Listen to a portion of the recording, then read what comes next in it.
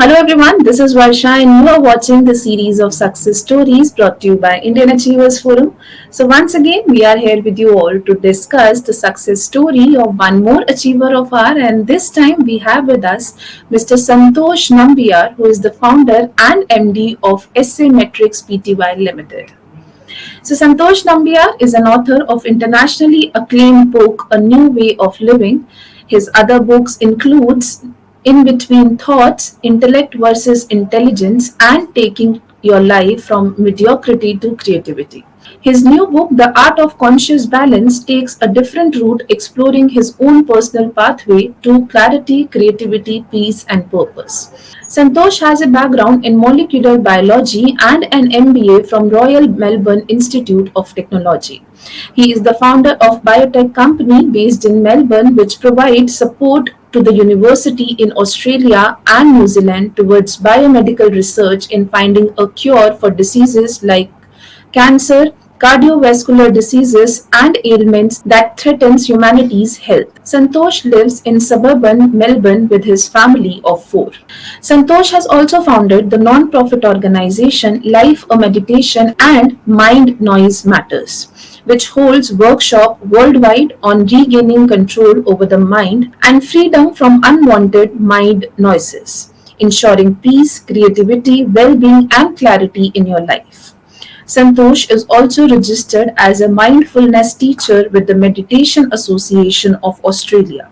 When Santosh is not working on his new books, conducting workshops, or charting a new course in his business, he is usually on his bike meandering the less trodden regional areas of Victoria, taking in the breathtaking scenery of the little towns. But before we actually start the conversation with him, let's quickly have a look at a very small video telling you about what we actually do.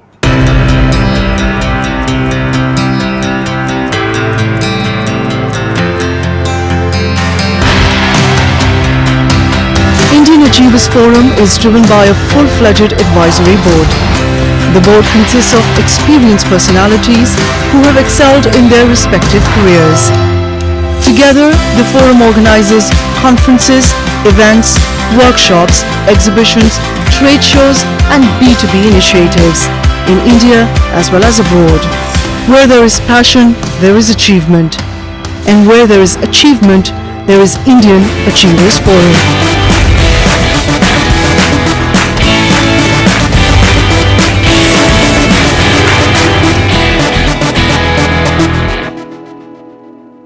All right, sir. So, before we actually start our conversation, first of all, many congratulations to you on winning this award, which is International Achievers Award. So, if you can please tell us about your feelings on winning this award, as in, how did you actually celebrated the news when you got the information about your winning? Thank you, Varsha. That's an intriguing question for me personally. I will tell you why it's intriguing because when I received the news, one part of me actually says, no, really no. I actually did not work and whatever I'm doing is not to win an award or an achievement or some kind of recognition. Whereas the other part of me says, yeah, it's good to have this kind of awards, recognitions, and achievements in life. So there is this conflicting views within me constantly playing out in my mind.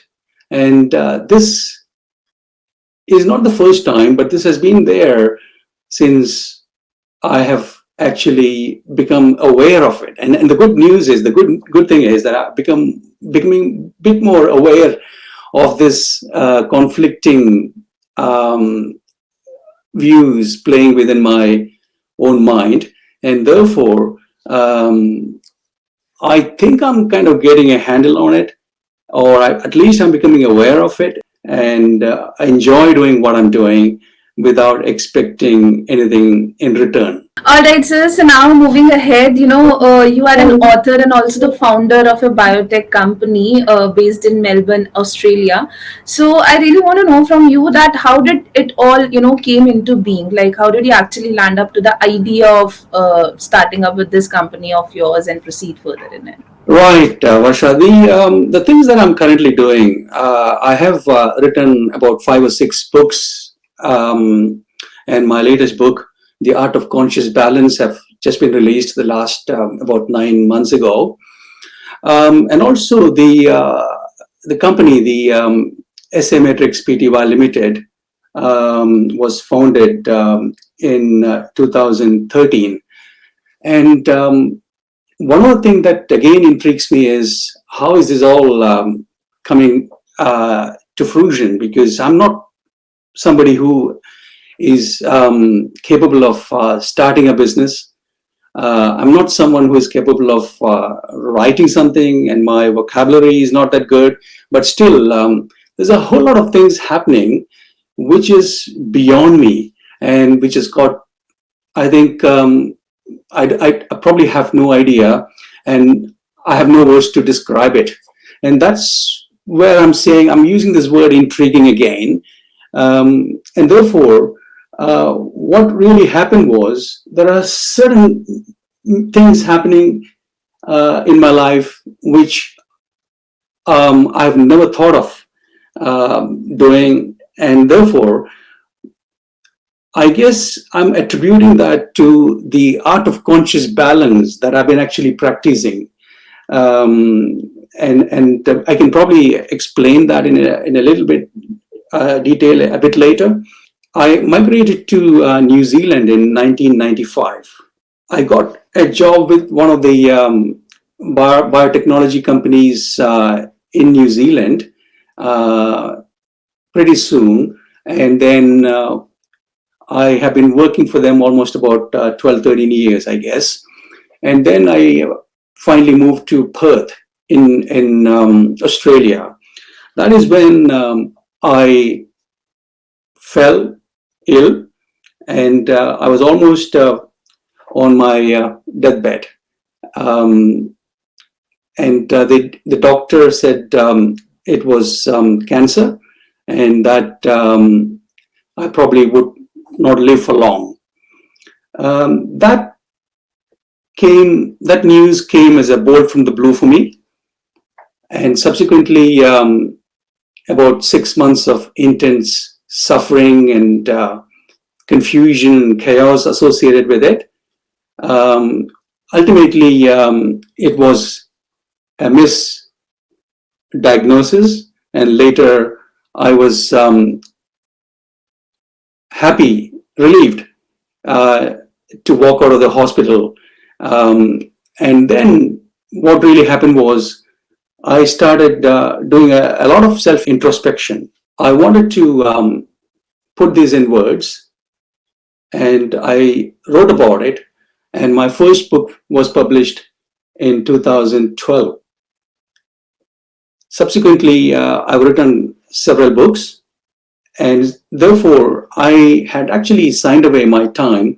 And one of my passion was to write and put this out into the public, so that others who have been actually going through these kind of roller coaster ride might able to get some kind of pointers out of this book. That was my intention, and that is what I wanted to do. And therefore, I actually quit working for the corporate companies, and that was in 2013 when I started SA Matrix Pty Limited. It was a biotechnology company based in Melbourne. And what does it do? It actually provides kits, antibodies, and all the reagents that are required for the biological research happening within Australia and New Zealand for finding cure for certain diseases like cancer, Alzheimer's, and cardiovascular diseases, and all the other kinds of disease, including the pandemic, the COVID-19, and so on. Lovely to know about your journey, sir. So now, thinking of an idea and its execution are actually two very different things.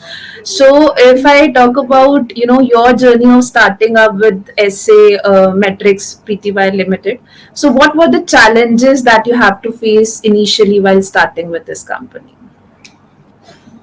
Yeah, as I said before, I'm not, although I've worked for multinational companies, biotech multinational companies for over almost about 27, 28, 80 years before I started this company, I'm not someone who can actually, I'm not a business minded person. I don't have that business knowledge.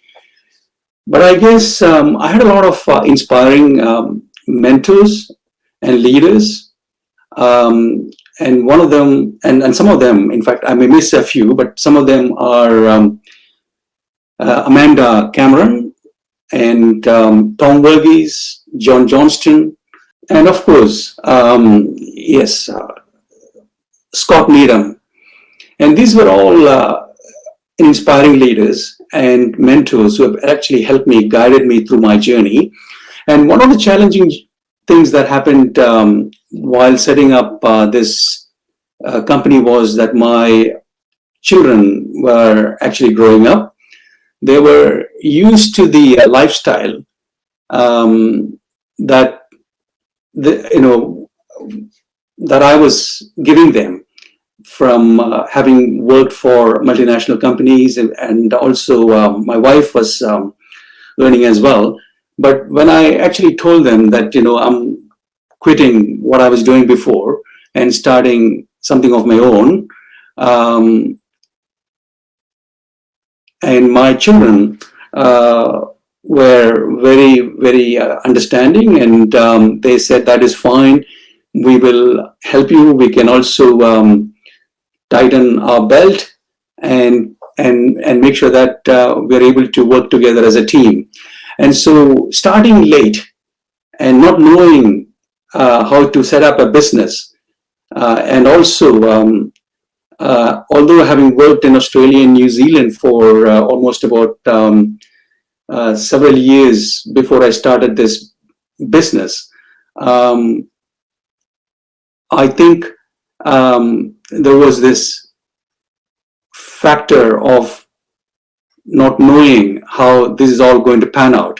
So now, if you can please brief us a bit more about the product and services, if any, of SA Metrics Pty Limited, please. As mentioned before, the SA Matrix was started with the intention of providing biological reagents and kits and antibodies and such kinds for biological research within Australia and New Zealand.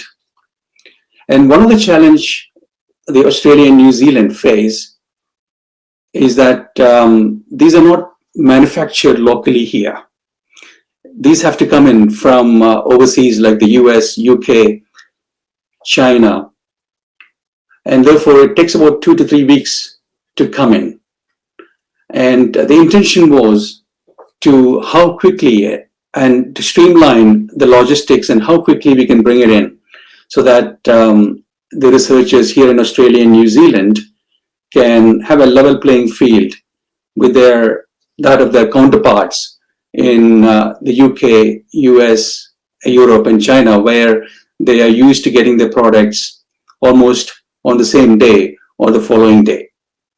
So, to your question, the products that we offer are mostly biological research products for cutting edge biotechnology and biology research within Australia and New Zealand. Right, sir. So, I realize that you have written several books. So, what is the message that you are conveying through your books and workshops, and how is it relevant to the present day and age? That's a beautiful question, Varsha. The key message that I've been actually sharing and reiterating for my own is that if you're actually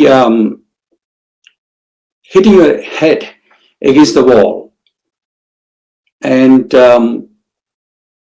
constantly feel like as if nothing is working for me, and and the life is just getting by, or feeling like you're in a rut, they're all the same. um, you may be plugging into what I call the limited intellect. What do I mean by the limited intellect? The limited intellect is the stored knowledge that we gain from books, from our own experience, from talking to people, and stored away in our memory, in our brain. And whereas, and that's useful for our survival, and therefore we survive. But if you really want to thrive, flourish, and fully flower, we need to go beyond the limited intellect and plug into a space of profound knowing, what I call the intelligence. And this is the, in fact, if I want to give you an analogy, imagine a candlelight in a dark room. It gives out a beautiful light and it lights up the room. That's fine. But when you actually draw the curtains and allow this sunlight to actually come into this room, the light of the candle is dwarfed by that of the profoundness of the sunlight. Now, the intellect is the candlelight, whereas the intelligence is the sunlight. When you plug into the candlelight, we're just surviving. Whereas if you are actually able to plug into that profound state of knowing, what I call intelligence, we're able to get a lot of answers to our questions and have a fully grounded, balanced, creative, conscious life. That's the simple message that I've been actually sharing with in my workshops and also in my books as well, Varsha. Right, sir. So now comes the question which I, personally wanted to know the answer for, and that is, what inspires you, or in other words, what is that one factor that keeps you motivated towards going ahead in life? Yeah, that's absolutely an interesting question. And what inspires me, I guess, is intrinsic at the moment. It's coming from within, where I'm able to plug into something that I call the art of conscious balance that I've been practicing. And the book that I've written is this one, The Art of Conscious Balance. What it actually means is, how do you balance the intellect and intelligence? The intellect is useful for our survival, but if you want to actually flourish, thrive, and fully flower, we need the intelligence. And therefore, how do you balance this intellect as well as the intelligence is what I'm talking about in the art of conscious balance. And therefore, when I'm able to actually practice it for myself, when I'm able to understand some of the intricacies of getting caught up in the intellect, the limited intellect, and allowing the intelligence to actually flow through, and therefore all these miracles and the books that I've been writing, and also the companies and everything seems to kind of manifest. And therefore, trying to practice and become aware of this conflict that I was talking about in the beginning, which is created by the intellect, is what inspires me, and the rest kind of falls in place. Amazing to know, sir. So now, before concluding our lovely session, what message or mantra you would like to give to our younger generation who wish to become a successful entrepreneur someday? Thank you, Marsha. I am not sure whether I'm the right person to give a message to the youngsters because I'm struggling myself. But in any case, I think one thing that I've realized through these last several years of my journey is that there is a lot of things that are required, like what people say. Um, you require the dedication, you require the determination, you require the discipline, and also risk taking and whole kind of things for doing something beyond what you're already doing. But I think what I've realized for myself is that all these things that we have been doing has been external, and we've been trying to find happiness by doing things externally, and that's fine. There's nothing wrong with that. But I think if you're able to go a little bit within and plug into that space of profound knowing, which I call intelligence, for which you've got to go deep within and do that self introspection and ask certain questions that we probably have not been able to ask because of the vicious cycle that we're caught in, or the treadmill of life that we're caught in. I think that probably is what is more important, and the rest kind of falls in place. Therefore, my realization has been this, that we need to be able to go deep within or read my own book before I begin to read the other books on the outside.